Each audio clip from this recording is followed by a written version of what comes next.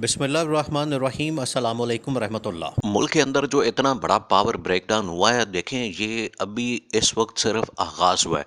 ये सिर्फ अभी शुरुआत हुई है और उसके बाद देखें ये अभी सिर्फ ट्रेलर दिखाया। जो पाकिस्तान के अंदर सूरत हाल इतनी ख़तरनाक और इतनी खौफनाक होती जा रही है दिन ब दिन। ये अभी सिर्फ ट्रेलर दिखाया उन्होंने और उसके बाद अभी पूरी फिल्म देखें। ये पाकिस्तान को मुकम्मल तौर पर तबाही की तरफ ले गए हैं। ये जो हुकूमत पिछले 10 महीनों से यहाँ पर आई, जिसको इतना कहा करते थे कि ये बड़ी तजर्बाकार हुकूमत, ये बड़ी बड़ी कारीगर हुकूमत और इसके पास इतना तजर्बा है कि ये आके मुल्क को ऐसे तरक्की की राह पे डालेगी कि आपके मुल्क के अंदर दूध और शहद की नहरें बहेंगी। अब सूरत हाल ये बनी है कि 10 महीने बाद मुल्क के अंदर मुकम्मल तौर पर ब्लैकआउट हो गया है। मुल्क इस टाइम बिल्कुल बंद हो गया है और ये अभी अभी ये शुरू हुआ है। देखें ये अभी सूरत हाल आहिस्ता आहिस्ता। अब आपने ये जो असल में मामला पेश आया है, इसके पीछे आपने समझना है कि असल मामला क्या है, असल कहानी क्या है। देखें आपके मुल्क के अंदर इस टाइम पेट्रोल की शदीद तरीन शॉर्टेज है। पेट्रोल के साथ साथ असल असल में जो डॉलर है, वहां से सारे मामलात शुरू होते हैं। डॉलर इस टाइम पाकिस्तान के अंदर बिल्कुल भी नहीं है और ना आईएमएफ पैसा देने को तैयार है, ना सऊदी अरब पैसा देने को तैयार है, ना यूएई पैसा देने को तैयार है। उसके बाद देखें अब जनरल आसिम मुनीर को ये तमाम ब्रीफिंग प्रेजेंटेशन मिल चुकी है और जनरल आसिम मुनीर के टेबल के ऊपर ये तमाम की तमाम सिचुएशन मौजूद है कि मुल्क इस टाइम किस तरफ जा रहा है और मुल्क के हालात क्या बने हैं।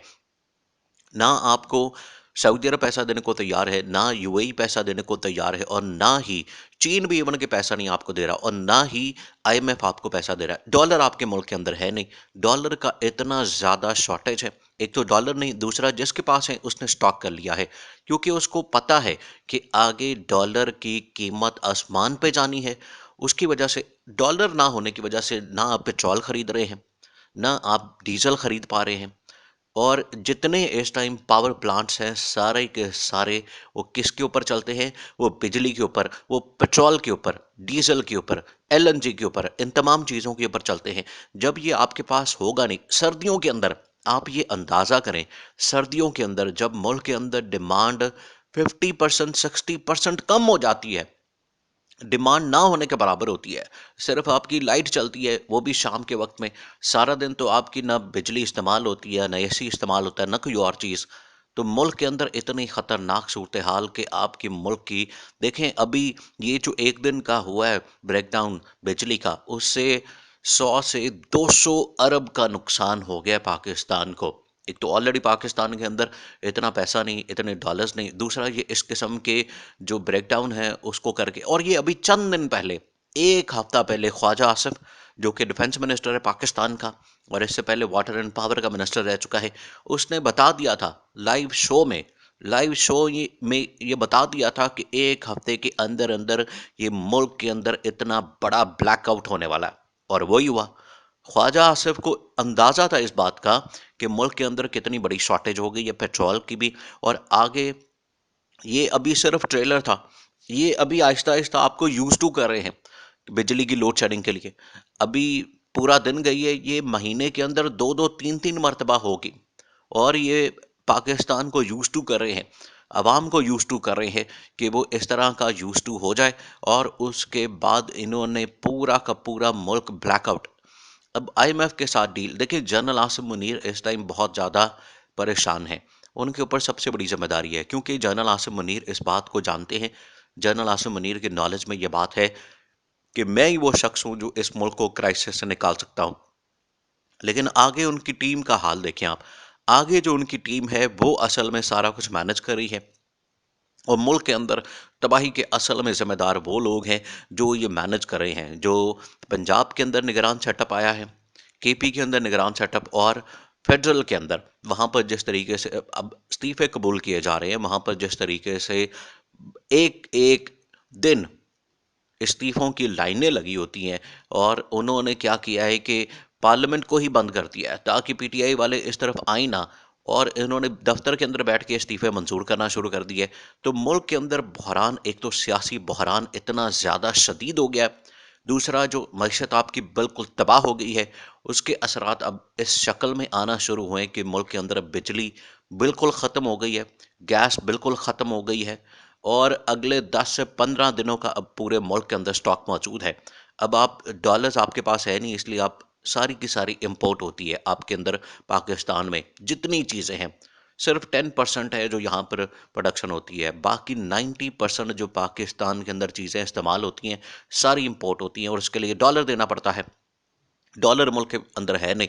इस वजह से देखें, जनरल आसिम मनीर ने अब ये एक्शन लेना है। जनरल आसिम मनीर को दीवार के साथ लगाया जा रहा है, मजबूर किया जा रहा है और जनरल आसिम मनीर को ये इस चीज़ के ऊपर बहुत बड़ी जिम्मेदारी है। यहाँ यहाँ आप देखें कि एक सिविल हुकूमत है जो कि शहबाज शरीफ चला रहा है, लेकिन पैरेलल एक मिलिट्री जो साइड है वो सारा कुछ देख रही है। मुल्क किस तरफ ये तबाही की तरफ लेके जा रहे हैं, मुल्क का बेड़ा गर्क कर दिया इन्होंने। और मुल्क को जिस तरह से वेनेजुएला के अंदर ब्लैकआउट्स होते हैं और लेबनान के अंदर वहाँ पर कई हफ्ते हफ्ते ब्लैकआउट होते हैं, श्रीलंका वाली जो सिचुएशन है वो बनती जा रही है कि अवाम ने बिलाखिर सड़कों के ऊपर आना है और सड़कों के ऊपर फिर इंतशार, खाना जंगी और ये तमाम चीज़ें। क्योंकि अब आने वाले दिनों में जब IMF के साथ डील हो जानी है तो उस वक्त पेट्रोल आपका 300-400 रुपए ऊपर चले जाना है और बाकी जो महंगाई है उसका तूफान आ जाना है और उसके बाद यहाँ पर अवाम का जीना हराम हो जाना है। इस वजह से अब ये जो रजीम चेंज ऑपरेशन, उसके असरात सामने आ रहे हैं। जो पाकिस्तान के अंदर यही वो करना चाहते थे, यही उनका प्लान था कि पाकिस्तान के अंदर जो इमरान खान लेके जा रहा था अच्छी भली पाकिस्तान की मैशत को, और उस वक्त पाकिस्तान की ग्रोथ रेट 6% थी, 6%। अब ग्रोथ रेट जो है वो माइनस में चली गई है। अब आपके पास ना डॉलर्स हैं, ना आपकी इकोनॉमी चल रही है, ना आपकी मैशत चल रही है, ना आपका मुल्क चल रहा है, ना आपकी सियासत चल रही है। सारा कुछ इन लोगों ने तबाह कर दिया है। एक एक चीज़ इन्होंने बर्बाद कर दी है और अब ये हालत हो गई है कि 3 दिन हो गए हैं मुल्क के अंदर मुसलसल लोड शेडिंग, और इतनी ज़्यादा लोड शेडिंग कि आपके मुल्क का जो सिक्योरिटी है वो दाव पर लग गई है। आपके मुल्क की जो सिक्योरिटी है वो, और खुरम दस्तगीर कहता है कि बाहर से किसी ने हैक कर लिया सिस्टम, तो ये तुम्हारी नाअहली है, इस्तीफा दो और घर जाओ। यहाँ पर बैठे हुए और हमें बता रहे हो कि क्या करना है, और ऊपर से वज़ीर आज़म शहबाज शरीफ भी ट्वीट पे ट्वीट करता है। ये हल नहीं है, ये इस तरह से सलूशन नहीं निकलता है। आप जाएं इलेक्शन की तरफ, मुल्क को इलेक्शन की तरफ लेके जाएं। जो पार्टी आती है, जिसको अवाम वोट देती है, वो आके इलेक्शन के बाद हुकूमत करे और मुल्क को इस मसाइल से निकालें।